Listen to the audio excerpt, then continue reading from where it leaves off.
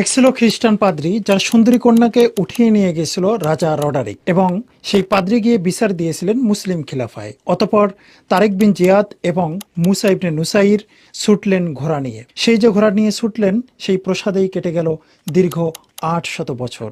বলছিলাম আমাদের হারানো মুসলমানদের ইতিহাস ঐতিহ্যের শহর স্পেনের কথা, যেখানে মুসলমানরা শাসন করেছিল দীর্ঘ ৮০০ বছর। এই ৮০০ বছরের ইতিহাস আমাদের অনেকেরই অজানা।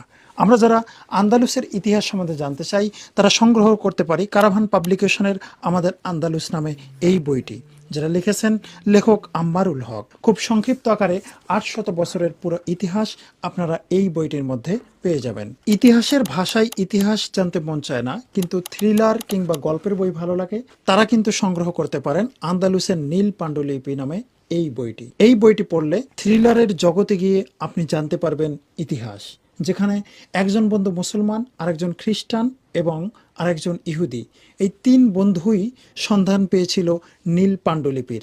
যেই পাণ্ডুলিপিটা নিষিদ্ধ ছিল, সেই নিষিদ্ধ রহস্যময় পাণ্ডুলিপিতে কী লেখা রয়েছে জানতে হলে আপনাকে সংগ্রহ করতে হবে আন্দালুসের নীল পাণ্ডুলিপি বইটি, যেটি লিখেছেন আবদুল্লাহ ইয়াসিন শরীফি।